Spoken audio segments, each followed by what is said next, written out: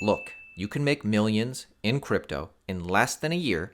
It is 100% possible to make millions and change your life. Smash the like button. Save this video. You're going to want to remember this one. Because I know this sounds outrageous, but this is 100% true. Yes, people lose money all the time in crypto. Of course, there is risk. With great potential upside comes risk. But I've seen people do this. I know people who are currently doing it. It is totally possible to change your life and become a millionaire trading and investing in cryptocurrency. Now, this video, it's not financial advice. It's just me giving you information and opinion. I've been through multiple Bitcoin cycles at this point. I've seen the booms, the busts, the booms, the busts, the booms, the busts. You've heard people say history repeats itself, and I actually think that history doesn't always exactly repeat. If you think it's going to exactly repeat, you're going to be disappointed. But history quite often rhymes. You ask any OG in the Bitcoin space, we see very similar things happen every cycle. First, Bitcoin pumps. Bitcoin sucks all the air out of the room. Bitcoin maxis gloat, and altcoin believers start to wonder, will my altcoins ever come back? And then, typically, after Bitcoin is over all-time highs, we see the higher caps start to pump. Sometimes it's Ethereum, sometimes it's Solana. It's often the OG altcoins and narratives start to come back. People see life in coins that they thought were dead because now that people are just starting to come back to this space, they only know the coins that they remember from last cycle, and certainly some of these have a lot going on still. Don't get it twisted. There are coins from last cycle which will do really well this cycle because it's all about growth and building momentum. Then things start to get a little bit more degen. Hey, make sure you download the Fold app. Buy Bitcoin here. This is the ultimate Bitcoin app. I buy so many gift cards here, and this really helps me up my Bitcoin stack. My Bitcoin stack keeps increasing because of this app. They have a direct deposit option, so you can start getting paid in Bitcoin. Download this app, you're going to love it. Then things start to get a little bit more degen. A Dogecoin pump precedes every bull market. Dogecoin pump shows us that people are down to speculate. Then we're going to see Bitcoin make another leg higher, except this time Bitcoin dominance really doesn't rally as high as it was. It actually starts to falter a little bit. Because what's happening at this point? Well, people like us who've been in the space for a while start to feel wealthy. We realize that, Bitcoin, Ethereum, or Solana alone aren't going to give us the biggest gains over the next year because they've already pumped a lot. So we, who have made some money in crypto, look to move some of our gains into the lower cap coins. And likewise, the new people coming into crypto, they feel like they've missed out on Bitcoin, Ethereum, and Solana, so they go for the lower caps.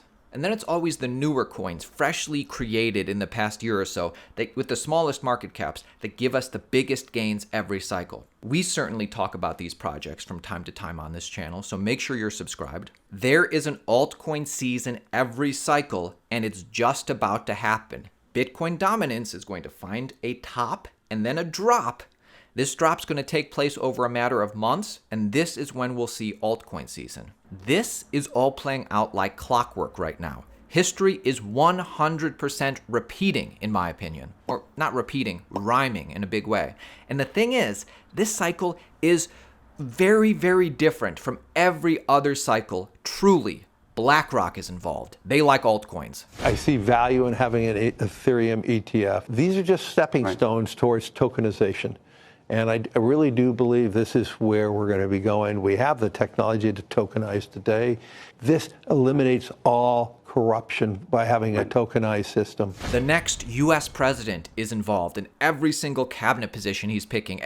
Throughout his administration, there's so many Bitcoiners and crypto advocates. It's, in fact, looking like he's going to create the U.S. Bitcoin Reserve in his first 30 days. Anthony, I don't think any countries, except for El Salvador, are jumping into the Bitcoin reserve game just yet, or at least they haven't said they are.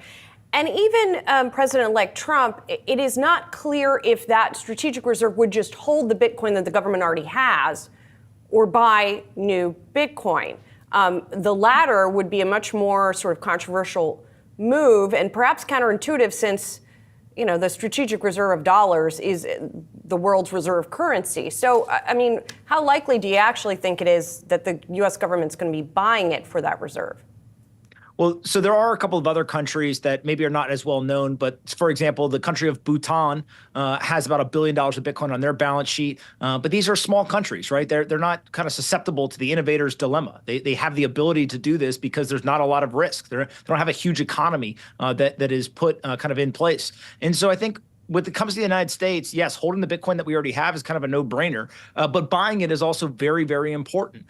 There is a global race for Bitcoin going on right now. And whether you are a local, state, or federal government official, you should be figuring out how to get as much Bitcoin onto the balance sheet as possible. This is not like gold where we can just go dig up more of it out of the ground. This is not like other assets that can be created out of thin air. There's only 21 million. And on the off chance that Bitcoin ends up actually fulfilling the promise of Bitcoin, we're going to want to hold as much of it as possible. And so we're not talking about large amounts of money. I mean, the national debt increased by $850 billion in the last 90 days. If we were to try to put that same $850 billion into Bitcoin, that is about half of the current market cap. And so we're talking about $100 billion. That's small numbers, rounding errors when it comes to the government spending. And I think that it is well worth the risk reward. Here's the thing. Bitcoin has crossed a chasm at this point. This is why we've seen so many big players, and now they're vocal about it. Now they support Bitcoin because Bitcoin has crossed this chasm. I think Bitcoin has now crossed that chasm. We're seeing more and more very, very intelligent investors, right? The Druckenmillers and the Paul Tudor Jones and these kind of like, they understand the system.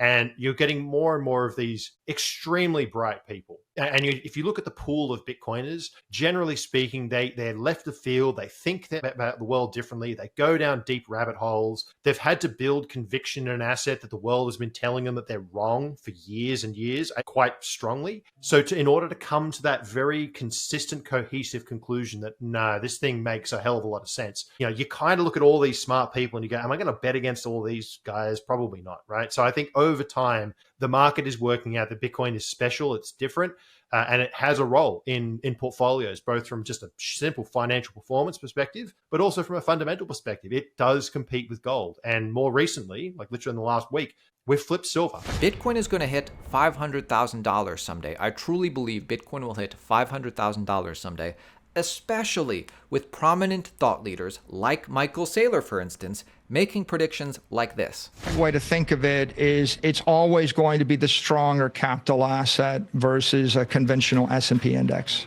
So what's that get us to? With what you say, 29% ARR, or what's in 21 years? What is that? My forecast is 13 million a coin by the year 2045. And what I tell everybody is every Bitcoin you don't buy today is going to cost you $13 million in the future. So the big question is, what are the next coins that will cross this chasm? It's not going to be any of the new coins. The new coins are going to have the biggest gains. The coins that cross this chasm next, they're going to have staying power. They're going to have institutional acceptance. Ethereum, Solana, Chainlink might be the next ones. We'll see.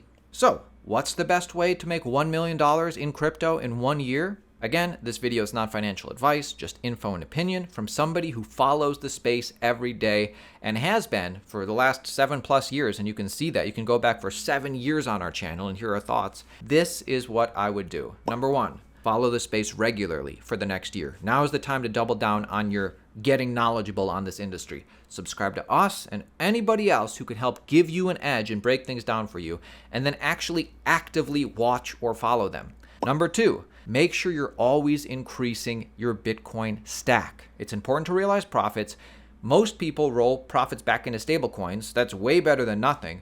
But this industry is the next stock market. This industry is the future. I roll a lot of my profits back into what I deem as, the multi-cycle winners. Bitcoin, Ethereum, Solana. It really depends on your risk tolerance. It's called personal finance for a reason because it's personal to you. Number 3, if you're buying low cap altcoins for max gains, and why wouldn't you? That's where, the biggest gains are going to come from, the low caps. Always take out your initial investment on the first big pump you get. It's really hard to press the sell button, but most altcoins will drop hard after this cycle is over, and new altcoins aren't even guaranteed to pump throughout this cycle. It's just a big unknown. Max reward potential equals, bigger risk. Number 4, have a plan to sell the majority of your altcoins before the next bear market. Number 5, knowledge is power. Have a long-term outlook, but also short-term game plans. Look, if any of us knew the future, we'd all be rich. If you make money in this space, you don't have to thank me. You don't have to thank Michael Saylor. You have nobody to thank but yourself. Same thing if you lose money, because only you can press the buy button for you or the sell button for yourself.